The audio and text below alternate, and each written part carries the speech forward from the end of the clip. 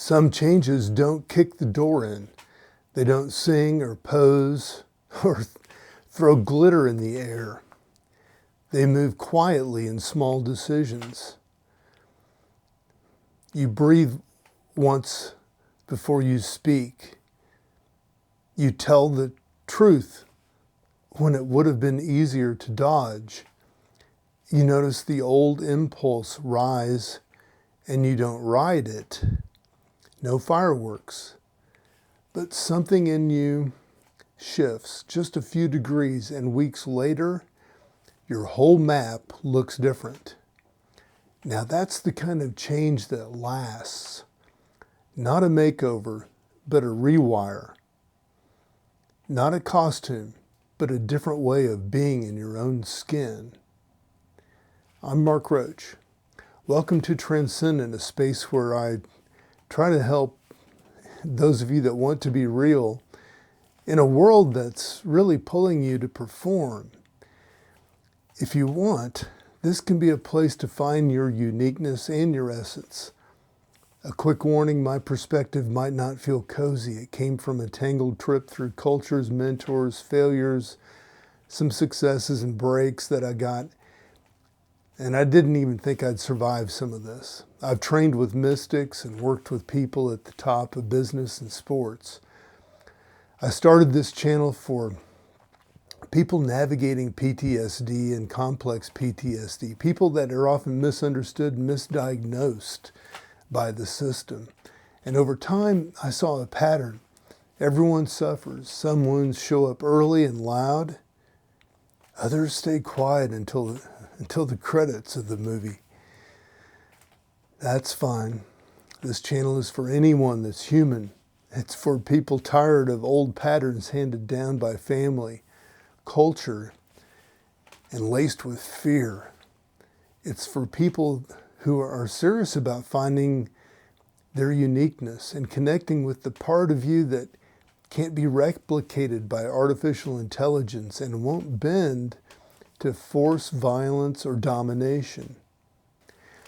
We're going to talk about transformation through inner work, not the kind that puts a new mask on the same face, the kind that changes the face. In the fourth way tradition taught by Gurdjieff and Ouspensky and carried forward by Maurice Nicoll, change doesn't start with the outer world, it starts with being. This resonates very closely to many of my early Christian experiences as well. I felt like Jesus was this champion of the inner life versus the external forces that had evolved and were in power when he came to the earth. Change your being and change your life meets you differently than many of the approaches that you hear today. This isn't a mystical fog. Let me break it down and show you how it's practical. It shows you, I can show you how you can handle the next email, the next argument, the next silence. The work of Gurdjieff and Nicoll, and even if you look back to Christianity, you can see how the work gives us several anchors.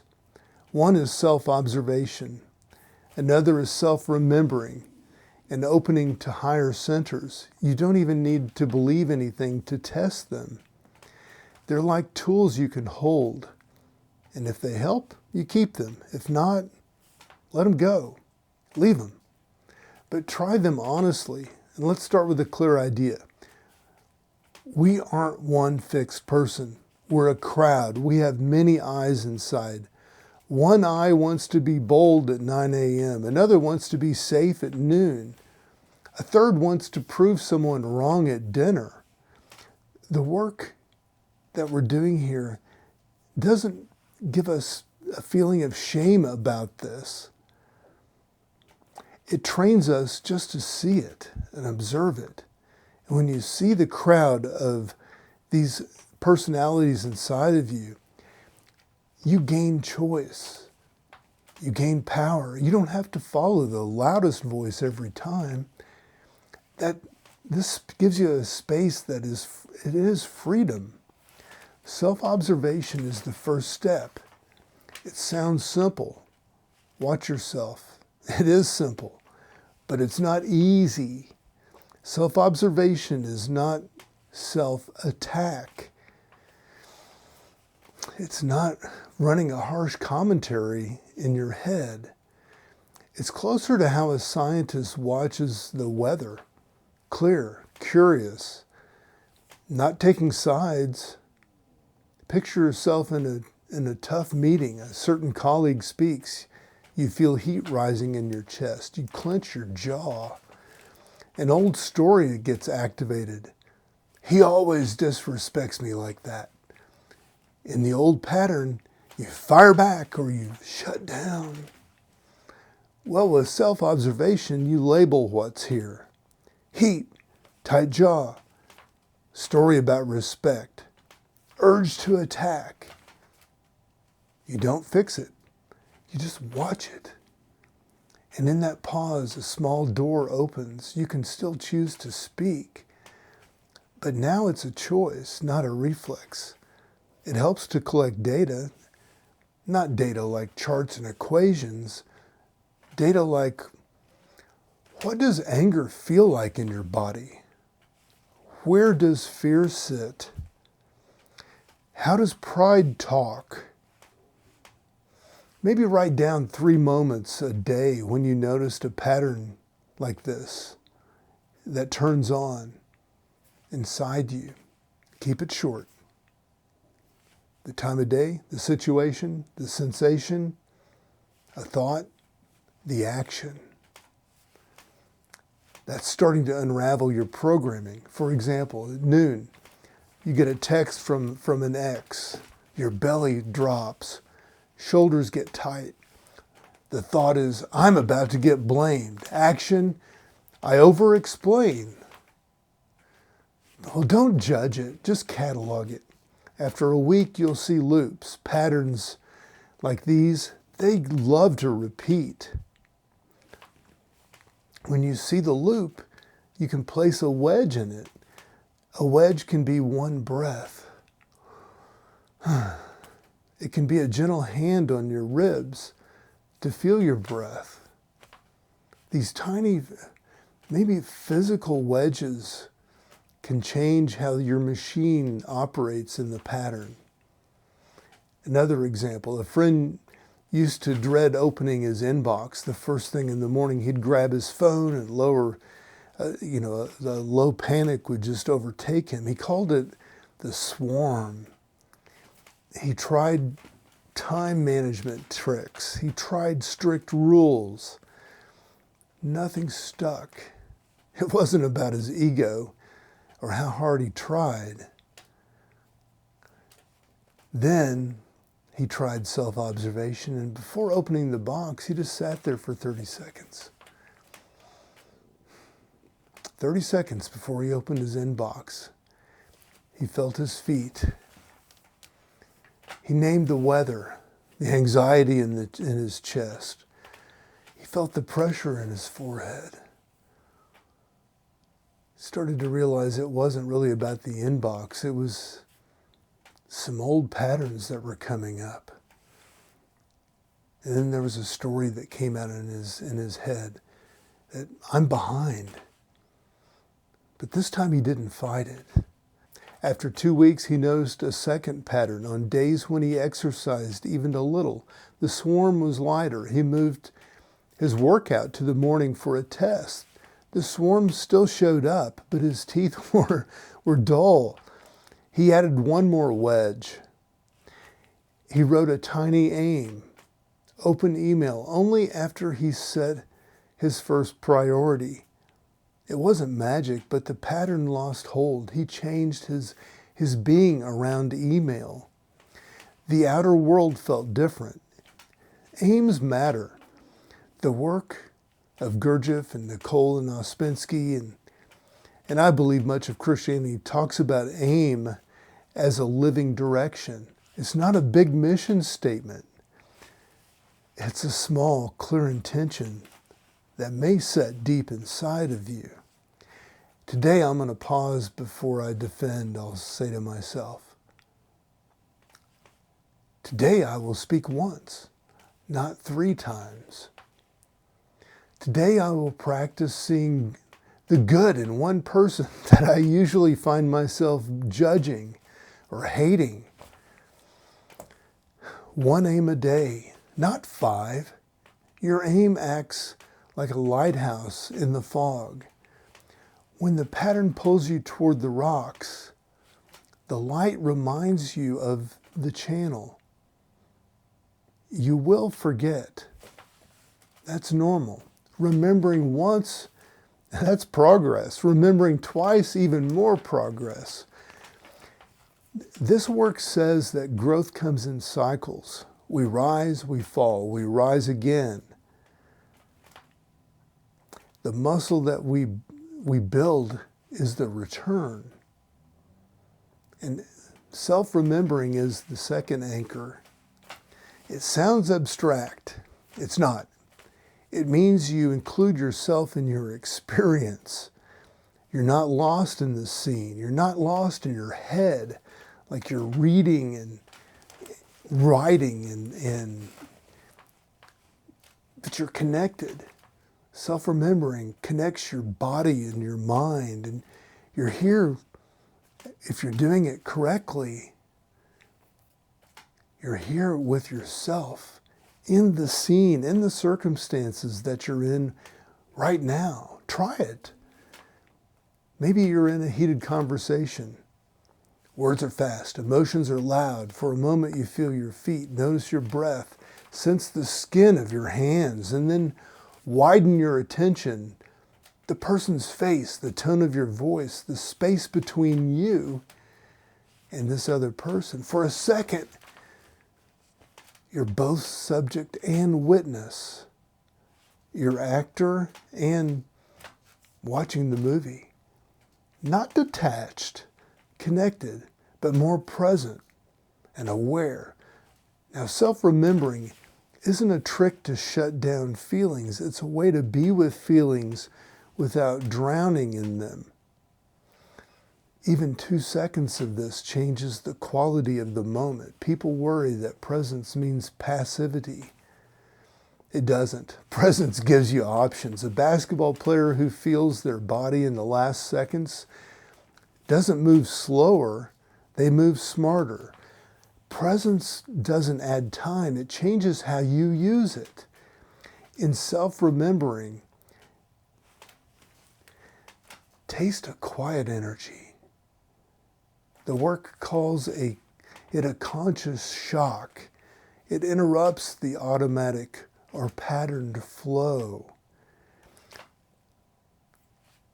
You're used to the sequence, trigger, reaction, fallout. No wonder all these patterns and behaviors keep repeating themselves. Trigger, reaction, fallout. Trigger, reaction, fallout. But with self-remembering, you insert a new step, trigger. Remember, hey, I know what this feels like, and I know what I usually do. Do I really want to do that again? So that second step is the doorway. You can practice this anywhere. Use thresholds before you open a door, before you start a car, before you pick up your phone. Touch the handle. Feel your hand. Breathe once.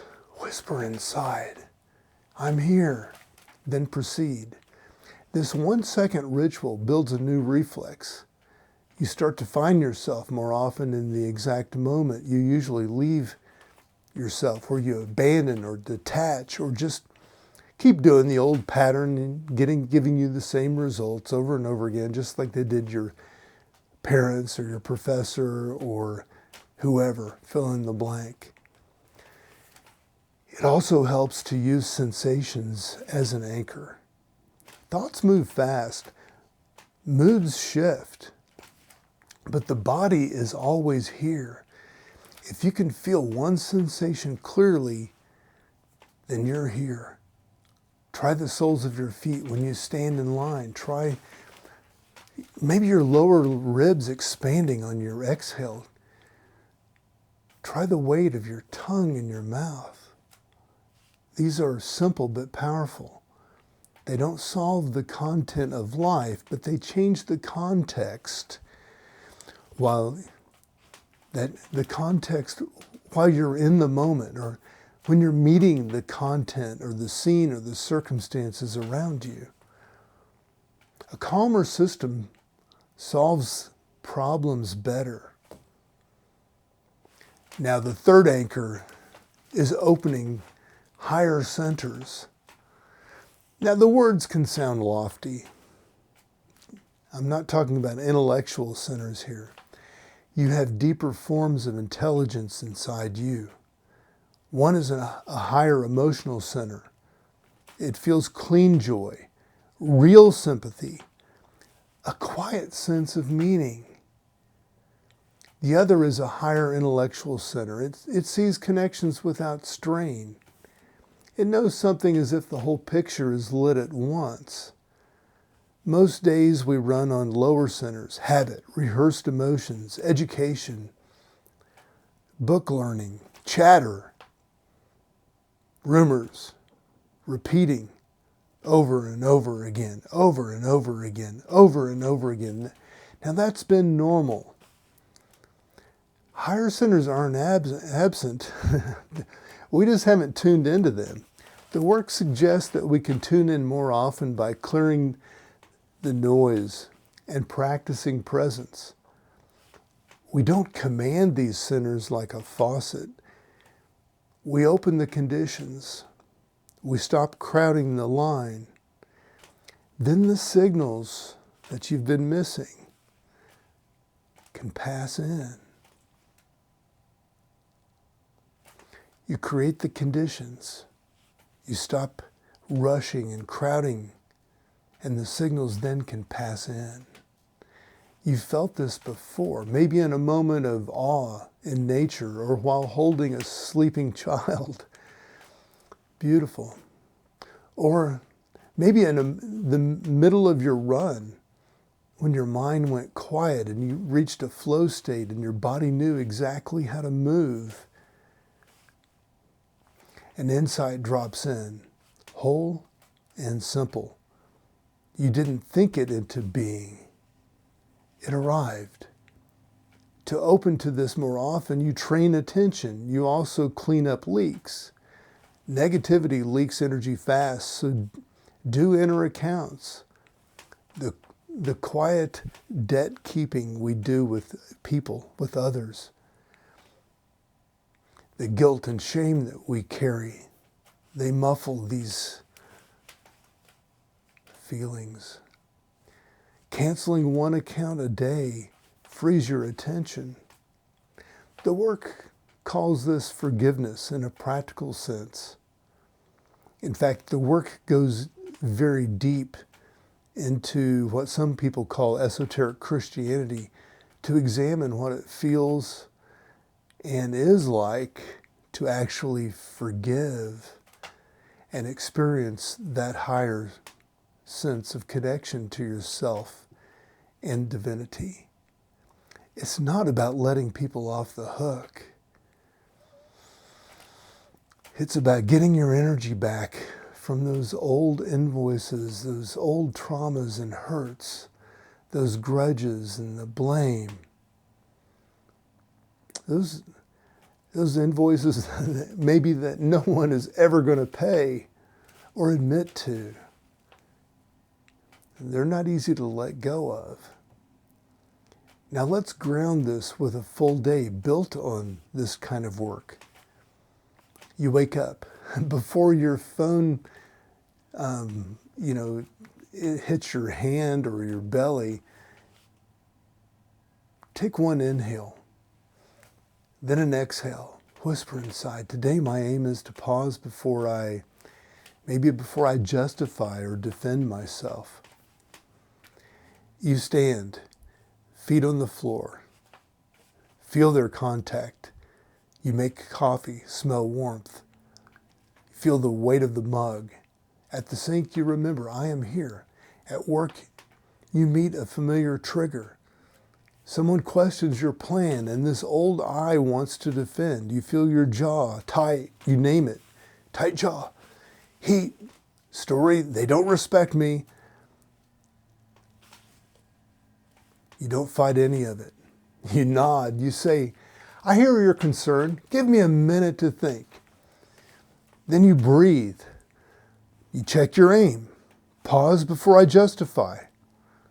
You choose a question instead of a defense. The meeting shifts like you've never seen before, not because the world got kind, but because you changed your position, the way that you operate inside the moment. Now at lunch, you notice a pull to scroll. You set a 2-minute timer. You sit with the pull. You feel your ribs. Inhale, exhale. You catch a thought. I'm bored. You smile. The timer rings. You scroll if you want after work, and you get a text that stings. You feel the rush. Fingers eager. You name it. Flood. The aim returns. Pause before I justify. You draft a reply, but you don't send it. You wait 10 minutes. You read it again. Half of it you erase. It dissolves. You send a simpler version. Your evening is quieter. In the evening, you do a general review of what happened that day. Not a trial. This is not a judgment process, but a review. Where did I remember? Where did I forget? Where did I leak energy? You notice that you gossiped once. You mark it. Tomorrow your aim might shift. Speak plainly or refuse to go negative when I'm tired. That's the lab. You adjust and repeat. The win isn't perfection. It's more moments lived awake. It helps to understand why this is so hard. The work points to mechanical life. Mechanical means automatic. It doesn't mean bad. We're built to run routines. It keeps us alive. But the same system that helps you drive without thinking also makes you argue without thinking. To change a mechanical pattern, you need friction, and friction is a tension plus a small resistance in the old way, or to the old way. It will feel uncomfortable, and that's a sign that this is working. Please don't confuse discomfort with danger. If you have trauma, of course, be gentle.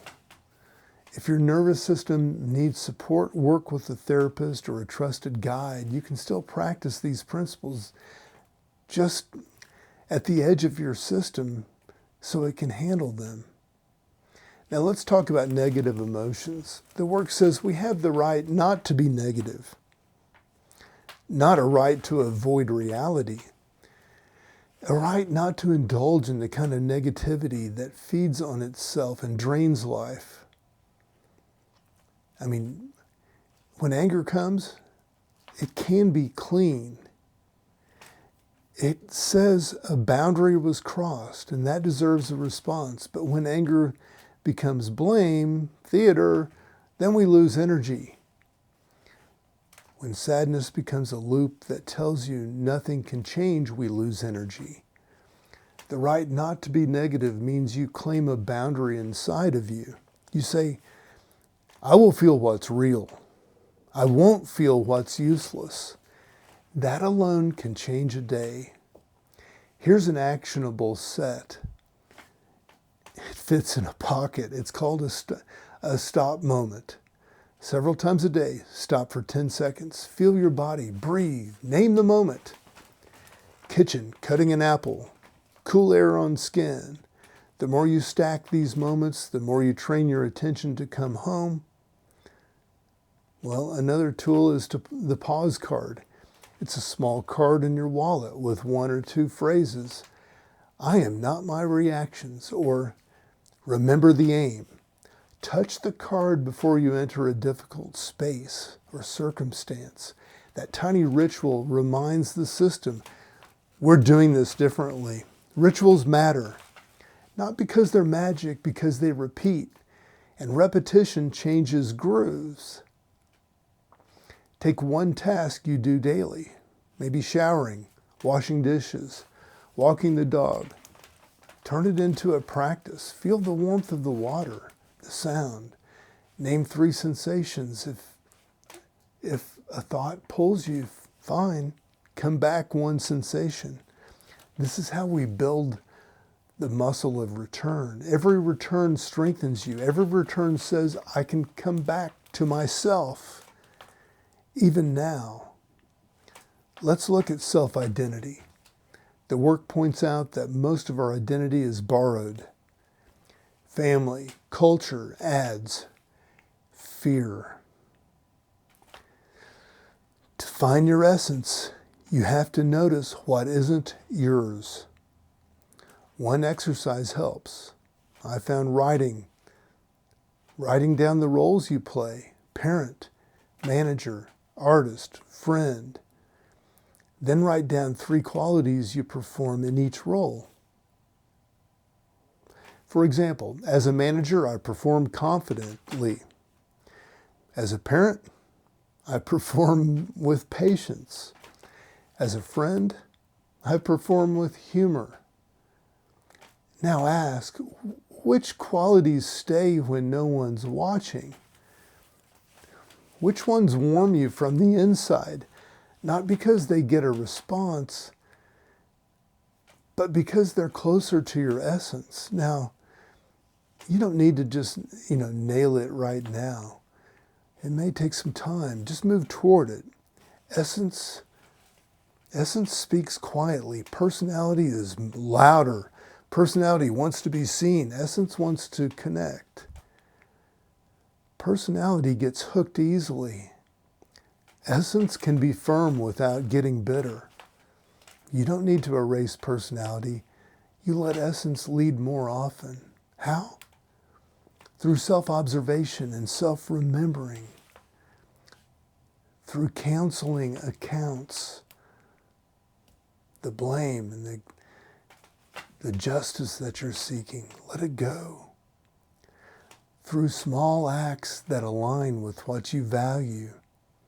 When all the screens and observations are all turned off.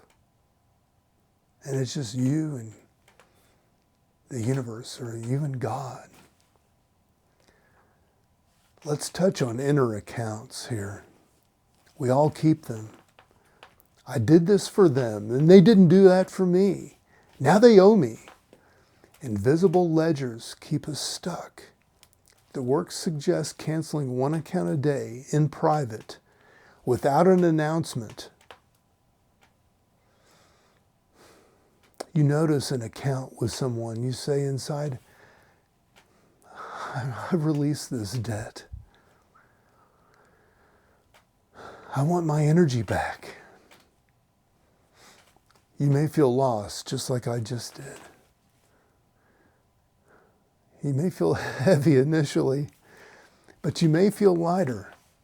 That freed energy can feed higher attention. It doesn't mean you let people walk over you. It means you stop feeding a story that never pays. Another core practice is willing what must be done. Now, it sounds stern, but it's actually kind. When we resist basic tasks, then we leak energy. If the floor needs sweeping, you can drag yourself through it with a grudge and anger, and bitterness, judgment, hostility, dominance, hatred. Or you can accept it for what it is, and you can let yourself find a way to choose it or will it. You take that broom by the handle and you bring attention just to the act, just to the small strokes. The dust gathers. It isn't about being a robot, or it isn't about being angry or looking to use that broom to vent that anger. It's just about doing that simple work to train your body, your constitution, your being to be present in the moment with the task to get what needs to be done, done. And now all of that pent-up energy becomes available to you in a more powerful way. That energy is now totally available to you. If you create, bring the work into your craft, this kind of work. Write the attention on the physical act. Fingers on keys. Breathe, posture. Notice when you leave the work to check for validation. That's a split. Gently return. Creation becomes a laboratory. You'll see your patterns in bright light. Imposter voices will show up. You'll have perfection pulling at you, avoidance. Meet them with observation and with aim, and over time you'll create from a cleaner place. You'll also suffer less while you make, while you create, while you're being you. Now, what about relationships? They are the fastest way to grow and the fastest way to leak energy. Make one change at the first point of contact. Before you return a text message that hooks you, stand up. Feel your feet. Read it again. Remember that aim. And before a hard phone call, place a hand on your chest for 3 breaths. And during the call, give 5 seconds of full silence after the other person finishes a sentence. That silence is respect. Maybe not so much as respect for them, but for your real self and your essence. It's also space, and in that space, you can feel your own body. You remember yourself. You speak from center, not from a defensive script. Try this a few times, and that relationship changes its tone. Even if the other person doesn't change, your experience does. Now let's talk about shame. Shame will try to make the work into a test that you fail.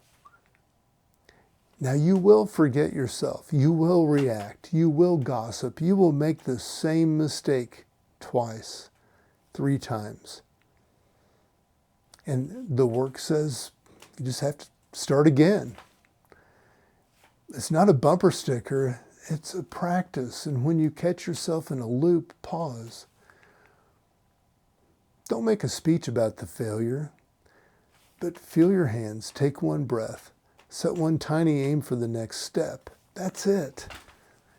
You didn't erase the past minute, but you changed the next one.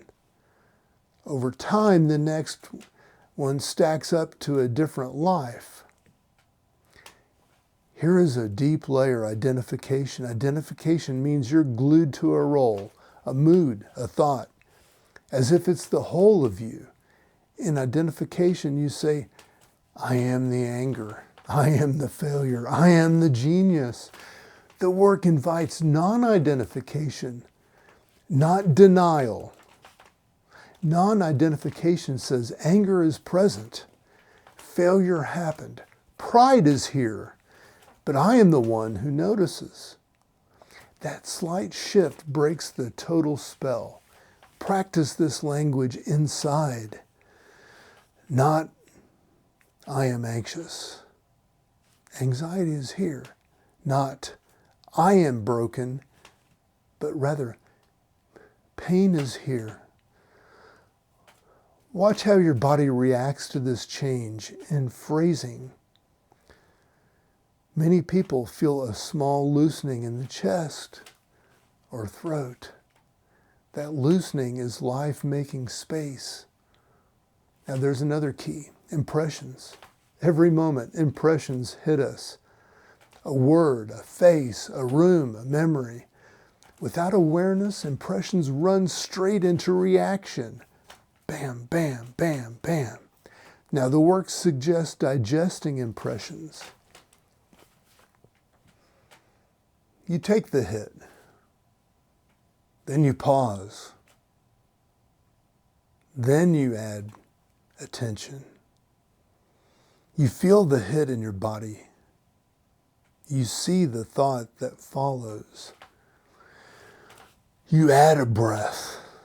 Now the impression doesn't crash into your system. It lands and becomes food for growth instead of fuel for drama. That impression, that is the way that you take it. That is transformation.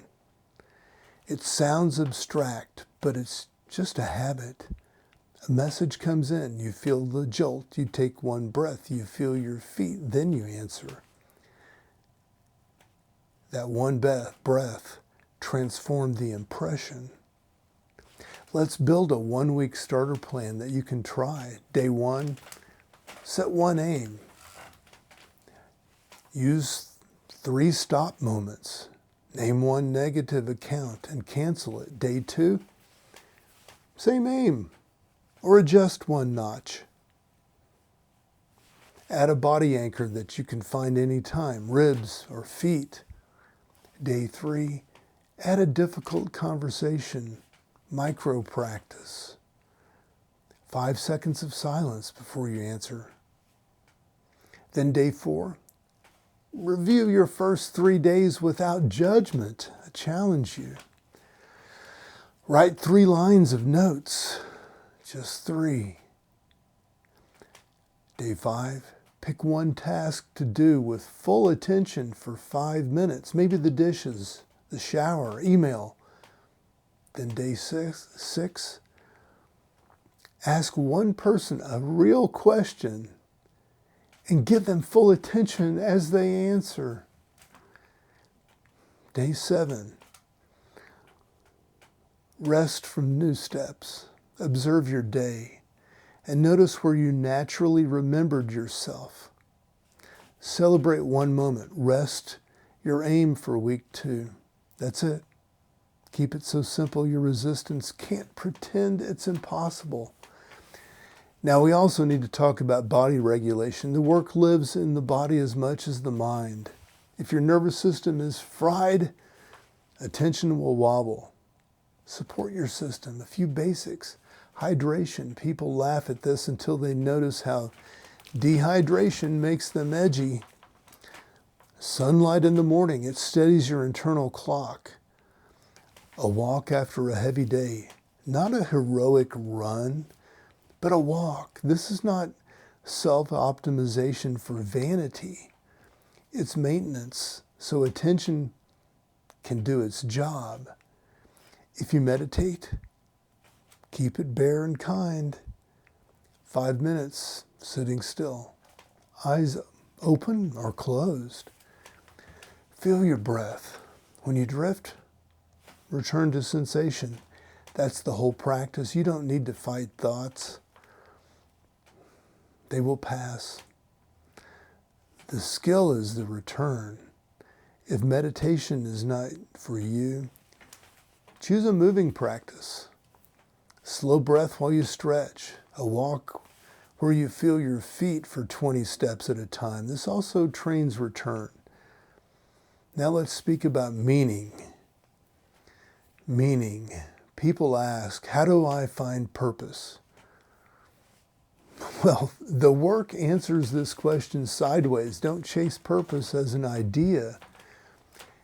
Build capacity for presence. Then purpose shows up in the details. You might find meaning in the way you listen to a friend, in the craft of your work, in the way you carry yourself when things go wrong. As your being changes, purpose changes shape. it becomes less about a label or a binary and more about a way of moving through the world. One day someone will say, I feel calm when you're around. Or you make things clearer. Then you'll realize that your inner work is already serving others. You might fear becoming soft. The opposite happens. As you practice, you grow a clean spine. You can say no without rage. You can say yes without neediness. You can be corrected without collapse. That's strength. It isn't loud, but it holds in storms. And then there's a myth that I want to dissolve. The myth that breakthrough must be dramatic. Well, sometimes it is. A retreat, a profound conversation, a birth, a loss. But most change is mundane. The work treats dishes and emails as sacred chances. Sacred doesn't mean holy in a prudish way. It means worthy of your full attention. Try this for a week. Treat one routine task as sacred. You will discover that your life already contains 1,000 doors. You just haven't been pressing the handles. Another practical method is naming parts. When a strong mood takes over, give it a simple name. The prosecutor, the controller, the vanisher, the dominator. Not to mock it, but just to see it, label it. You can even say, the prosecutor is driving. I will pull in the passenger seat, or I'll put them in the passenger seat. This little game creates distance. And you can choose a steadier driver. And you can ask, what would my wiser self do here? Well, the wiser self is not an imaginary saint. It's a version of you that appears on your best day. And you've met them. Call them in, ask for a line, then act on it.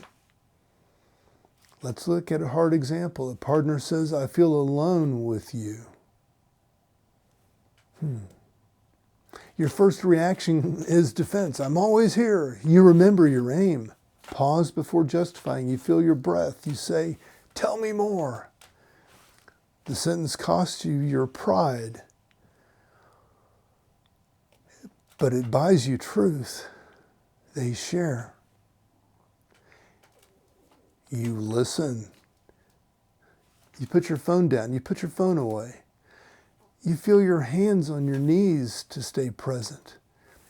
You notice a story rising. I'm failing. You label it and you don't feed it. You ask, what could I do this week that would help you feel that you were with me? And then a small plan emerges. 2 nights with phone off at dinner. A walk on Saturday. No miracle, but the tone changes. That's the work. It turns big dramas into small adjustments. You repeat until they become a new normal. Workplaces can be labs like this too. Before a presentation, you ground your body. You picture the room. You remember your feet during the first 2 minutes. You place your attention on people, not on your inner critic.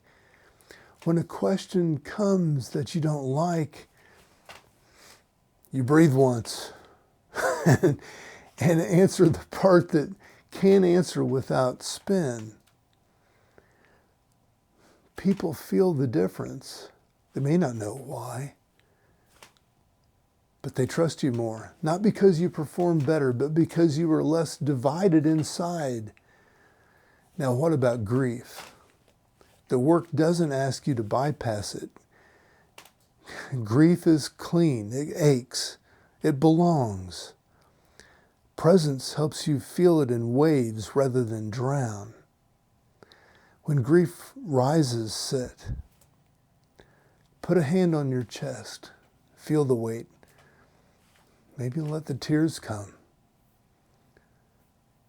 Then when the wave passes, drink water. Touch something solid.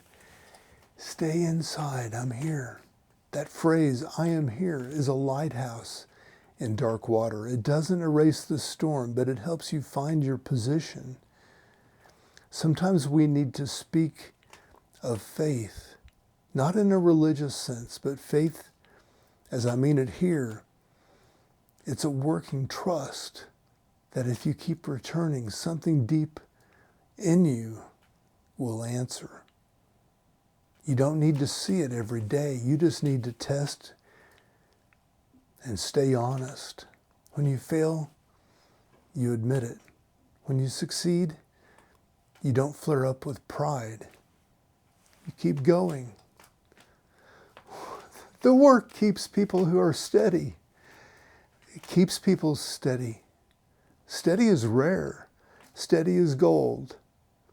And here's another counterintuitive trip. Use humor, not sarcasm. And if you don't know the difference,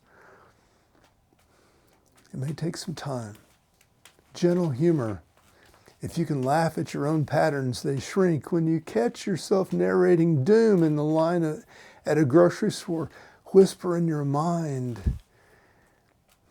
And the Oscar for Best Catastrophe goes to smile. And then you feel your feet. Humor is a small lever that lifts heavy moods. Let's widen out for a moment. The world is loud. It rewards spectacle. It punishes stillness. That's why inner work can feel rebellious. You're refusing to be fed into the machine without consent. You're choosing to be a person with an inner life. And that choice will sometimes feel lonely. Find community. A few people committed to presence. Share practices. Share failures. Set an aim together once a week. Accountability is not punishment. It's not about being perfect. It's support. Now, if you're dealing with PTSD or complex PTSD, you know the nervous system has its own weather. The work can help, but it must be paired with care. Grounding first, safety first. You can still practice micro returns. You can still set aims. You can still counsel accounts, but do it at your pace with help if you need it. This isn't a contest. It's your life. Here's a deeper technical note. Said simply, attention has qualities. Scattered attention jumps. Contracted attention narrows around a problem until you can't see anything else. Divided attention is a skill the work trains. It means feeling yourself and the world at the same time. You sense your body while you look at the person speaking. You notice your breath while you read. It sounds like multitasking, but it's being. It isn't multitasking. It's single tasking with multiple channels open. You practice by holding a sensation while you do a task. It can be as basic as feeling your feet while you type. At first, you will lose the sensation after a few seconds. You say to yourself, fine, and then return. Then after weeks, that change translates as your body, as your being wakes up into real life, and you stay with yourself in heat. Now that's power. On higher centers again, it's not about intellect. It's not about bargaining or having an advantage based on these higher centers. People ask, how do I know when I'm in contact with these higher centers? Well, it feels simple and fresh. It's not forced. It's not manic. You might get an instant insight that solves a problem without blame. Or you feel a clean sadness that makes you kinder, more understanding of others or yourself, without wanting a reward or to be acknowledged or seen or noticed. Or you experience a quiet joy while doing nothing special. Don't try to hold on to these states. Let them flow. That turns them into objects when you try to control or hold them or use them to manipulate yourself or manipulate others. Receive them. Keep preparing the ground, your body, your instrument, your being, and they will return on their own. Trust. Allow. Now let's talk about subtraction. Many of us try to add practices to a crowded life. I'll challenge you to subtract. Subtract one low-value habit that drains you. Constant news checking, maybe doom scrolling your phone before bed. Maybe it's gossiping with a colleague. Maybe it's being bitter that no one notices how hard you're trying to help them. So, sacrifice the sacrifice. Don't allow that to fester inside of you. And do this for a week. Remove something. Then notice that space. Don't fill it with anything at first. Fill it with nothing at first. Let your system trust the quiet. Then add one small practice, a stop moment, a walk with your phone in your pocket. Protect that space. Your attention is your wealth. Spend it where you mean to spend it, with precision. Now a story about craft and presence. A musician I know couldn't play in public without shaking. He tried willpower. He tried beta blockers. He tried pretending he didn't care. Finally, he tried a work approach. He set up a pre-play ritual. Backstage, he stood with his feet hip width. He felt his soles. He breathed into his ribs for 6 cycles. And then when he got on stage between pieces, he touched the edge of the piano with his fingers and felt the cool wood. During at least one phrase in each piece, he widened attention to include the room.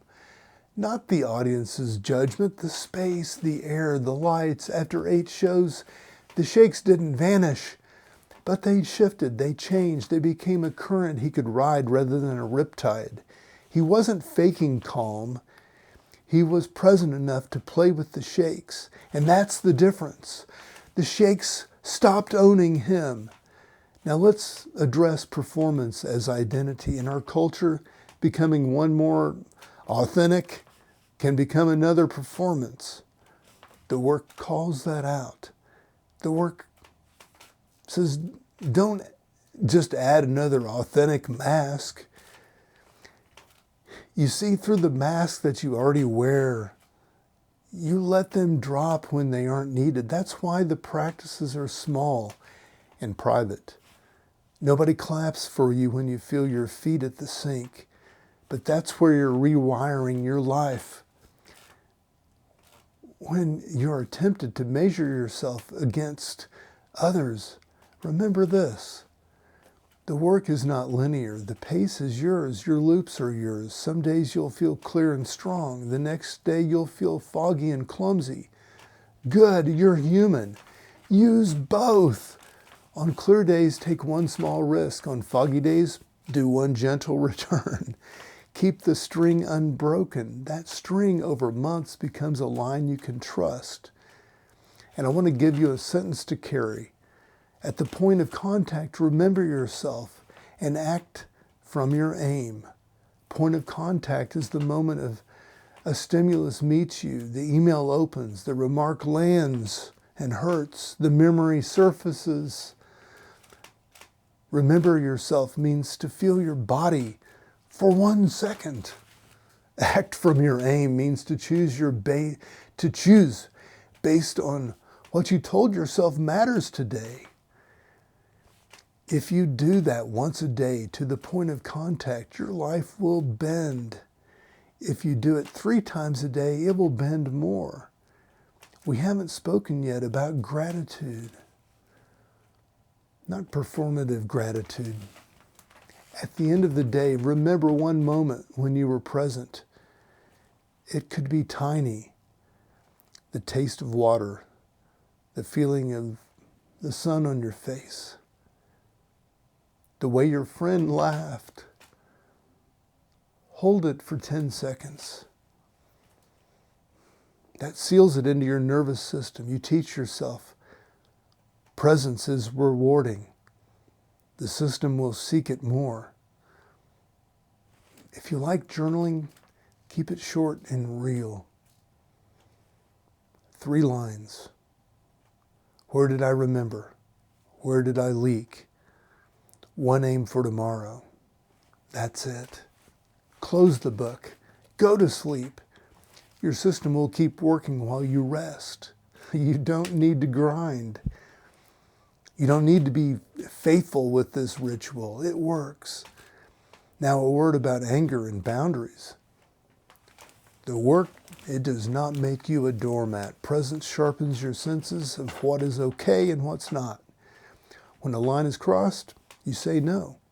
But you don't need to burn the house down to say it. You can say no. And if it doesn't work, if you say, no, that doesn't work for me, well, you could leave the room.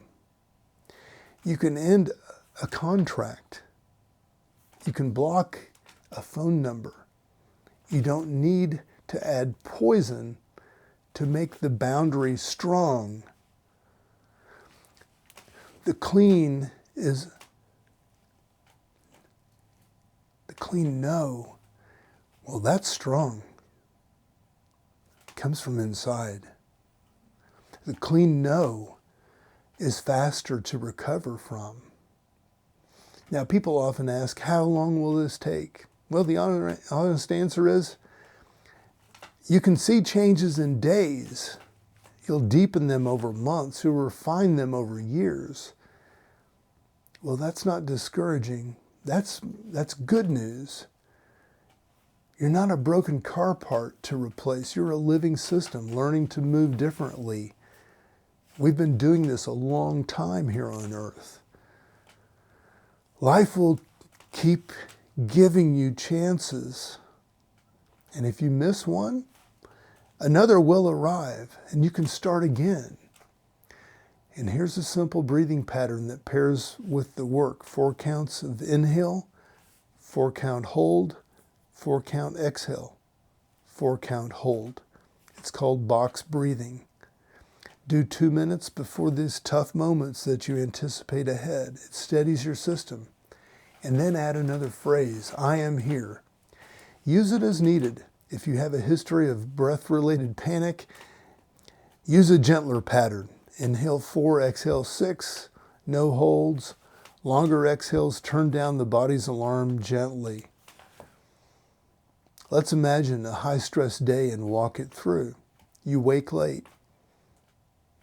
You're behind already. The old pattern would be self-attack. You're useless. Well, the new plan says, I'm late. I choose what must be done. You pick the top 2 tasks. You move. You skip doom and scroll. In traffic, someone cuts you off. Heat rises. You feel your fingers on the wheel. You name the heat. You exhale. You stay inside, not feeding it. You arrive at work. A client demands a last-minute change. You feel the urge to promise the impossible. You catch the urge. You ask for a 5-minute break. You step outside. You breathe. You call a teammate and say, what's realistic here? You return and give a clean answer. They aren't thrilled. You don't collapse. And then at lunch, You walk for 8 minutes without your phone. You feel your feet. After work, a friend cancels plans and you feel the drop. Old story, nobody shows up, but you smile. Hello, story. You text another friend. You make a simple dinner, and before bed you write 3 lines. Remembered myself in traffic, didn't overpromise, canceled one account with a friend. Aim for tomorrow, pause before defending. Now that's a day. It's not perfect, but it's more present. You'll sleep better. Sometimes opening to higher centers means letting yourself be touched by beauty. Put on a piece of music that moves you. Don't analyze it. Sit and let the sound work on you. Go outside at dusk and watch the sky for 5 minutes. Look at one tree. See it. Really see it. If this sounds soft, test it. Notice what you do after. The quality of your next hour often changes. Beauty refines attention. Refined attention acts with grace. If the word spirit speaks to you, use it. If not, use center. Either way, there is part of you that's not confused. It doesn't need to be noisy. It is patient. It knows when to wait. It knows when to act. The practices we're talking about are a way to remove the static so you can hear that part more often. That part doesn't announce dominance. It doesn't need to. It's rooted. Let's close the loop on negativity one more time. Try a week where you refuse secondhand negativity. Secondhand negativity is about complaining about a thing you won't change to someone who can't change it for longer than a minute. When you catch yourself, stop mid-sentence if you can. Say, I'm venting. I'm done. Then either act on it or drop it. If you need a minute to blow off steam, set a timer, 1 minute. Go. When it rings, you're done. This frees hours of your life. We should also touch on language. Your inner language shapes your state. Replace always and never. Always late, never heard. Instead, sometimes late. Often feel unheard. The nervous system responds better to accuracy. It becomes less defensive. It can work. Your language can also include permission. It's okay to not know. It's okay to try. It's okay to rest. Permission isn't laziness. It removes shame so energy can return to the task. When you feel resistance, treat it as a signpost. Resistance means you're near a threshold. Ask, what is the smallest step I can take that signals willingness? If the email that you're reading feels heavy, write the first sentence. Or the email that you're writing feels like you've got to address something very heavy, just write the first sentence. And then if the workout that you're doing feels impossible, put on your shoes and just stretch for 2 minutes. And often the body will keep going once you begin. Get out of your head. And if it doesn't, well, you still train the muscle of willing what must be done. Community practices can help amplify this. Try a weekly check-in with one friend. 10 minutes each. Share your aim. Name one place you remembered, one place you forgot, one coach, or no coaching unless asked. The point is shared attention. Many people feel a lift from simply being heard without fixing. That lift translates into more presence during the week. If you lead others, bring the work into your leadership. Before a meeting, ask yourself, what's my aim for them? Clarity, support, focus. During the meeting, feel your feet once every 5 minutes. When a tough question comes, breathe once and answer the question, not your fear. After the meeting, note one thing you did well and one thing that you can improve. Train. Leaders who are present change the temperature of rooms. People think better. They fight less. They still disagree, but they do it with less noise. Parents can use this too. When your child is melting down, your job is co-regulation first, teaching later. Kneel. Feel your feet. Lower your voice. Say, I'm here. Breathe so they can mirror you. When the storm dips, then you can talk. You can set the boundary. You can teach. If you jump straight into fixing while you're flooded, then you send more flood. Your presence is a shelter. It doesn't make you perfect. It makes you effective. Artists and entrepreneurs, listen carefully. Your edge is attention. Market noise is high. AI is loud. What can't be copied is the quality of attention you bring to your work and the people you serve and the people around you. That attention becomes taste. Taste becomes trust. Trust becomes a loyal audience or customer base. The work refines attention. It's not separate from success. It's a lever under it. There will be days you feel nothing is working. Good. Keep your practices tiny. 2 stop moments. 1 canceled account. 1 honest sentence to a person you love. Walk, sleep, begin again tomorrow. There will be days you feel generous and clear. Use them to make 1 bold move. Send the pitch. Apologize. Ask for help. Balance is not static, it's rhythmic. If you want a final, simple map, well, here it is. C. Remember. Choose. C means self-observation. Remember means feel yourself in the moment. Choose means act from your aim, and then repeat. See, remember, choose. That's all. It's enough. When you forget, smile if you can. You are not broken for forgetting. You're human. The work is merciful because it honors that. Mercy and discipline are teammates here. Be gentle, be steady, be honest. Those 3 can carry you through seasons. If you've heard a lot of promises from self-help, treat this differently. Don't promise yourself a new life by Friday. Promise yourself 1 conscious breath at the point of contact today. Then keep that promise. Do it for a month. Watch what shifts. It won't be visible on the outside. Some of the best changes happen where only you can feel them. Less tightness, more room. More clean yes. More clean no. A quieter mind between tasks. This is the texture of a new being. You're not alone in this. Many of us are practicing this right now in kitchens and offices, cubicles, subways, and quiet rooms. People are choosing presence in traffic, in courtrooms, on film sets, in classrooms. The world may not reward it with trophies, but it rewards it with reality. Reality meets you better when you meet it from the center.